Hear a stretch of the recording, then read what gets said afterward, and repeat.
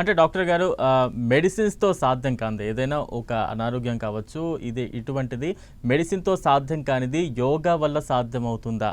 ఇదొక పెద్ద డిబేటబుల్ అంశంగా మారింది. దీని గురించి మీరు ఎటువంటి క్లారిటీ ఇస్తారు? యాహ్! సో, ఇప్పుడు మనం చూసుకున్నట్టయితే ఏ జబ్బు కానియండి, ఏ డిసీజెస్ కానియండి, మనకి చాలా అడ్వాన్స్‌గా వచ్చిన ట్రీట్మెంట్ ఆప్షన్స్‌తోని చాలా వరకు తగ్గించుకోగలుగుతున్నాం. వీటికి ఇలాంటి నాన్ ఫార్మకాలజికల్ అంటే non medical techniques like yoga కానియండి, డీప్ బ్రీతింగ్ ఎక్సర్సైజెస్ యాడ్ అయినప్పుడు మనం చాలా ఈ మెడికల్ థెరపీతోని అండ్ ఇది యాడ్ అయినప్పుడు రిజల్ట్స్ చాలా బాగుంటాయి. ఫర్ ఎగ్జాంపుల్, ఇప్పుడు ఒక పేషెంట్కి మేము లంగ్ ట్రాన్స్ప్లాంటేషన్ చేయబోతున్నాం. అతనికి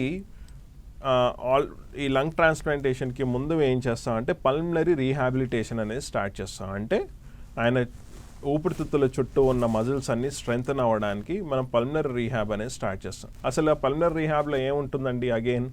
అగైన్ మంచిగా చిన్న చిన్న ఎక్సర్సైజెస్ ఏవైతే మన యోగాలో ఉంటాయో, డీప్ బ్రీతింగ్ ఎక్సర్సైజెస్, ఏదైతే నేను తరచుగా మాట్లాడుతున్నానో ఈ ప్రాణాయామం గురించి, కపాలభాతి గురించి. సో ఇవన్నీ ఏన్షియంట్ సైన్స్లో ఉన్నదే ఇప్పుడు మోడర్న్ మెడిసిన్లో ట్రాన్స్లేట్ చేసి సైంటిఫిక్ బ్యాకింగ్ ఉంది వీటన్నిటికీ. అంటే రెస్పిరేటరీ ఎక్సర్సైజెస్ చేసుకున్న వాళ్ళు లంగ్ ట్రాన్స్ప్లాంటేషన్ ఇంకా బాగా తట్టుకోగలుగుతారు. లంగ్ ట్రాన్స్ప్లాంట్ అయినాక కూడా ఇంకా వాళ్ళకి ఊపిరితిత్తులు ఇవన్నీ బాగా పనిచేస్తాయి అన్నట్టు. అండ్ ఆల్రెడీ ఉన్న జబ్బులు లైక్ సిఓపిడి కానీ, ఆస్మా కానీ, సైనసైటిస్ కానీ, ఇవన్నిటికీ కూడా మెడికల్ మేనేజ్మెంట్తో పాటు ఇది చేసుకున్నట్టయితే రిజల్ట్స్ చాలా బాగుంటాయి అన్నమాట. Okay.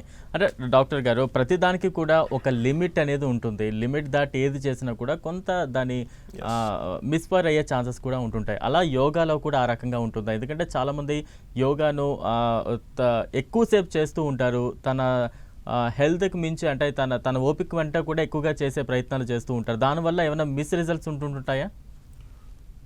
Yes, see moderation is the key.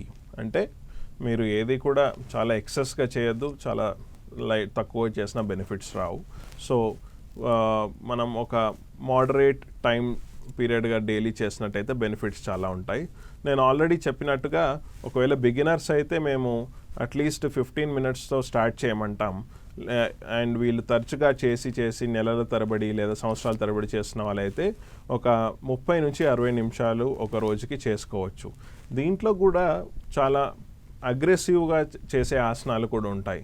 అలాంటివి రెగ్యులర్ లేదా మనకి ఇప్పుడు ఉన్న లైఫ్ స్టైల్లో అంత అగ్రెసివ్గా చేసుకోవాల్సిన అవసరం లేదు.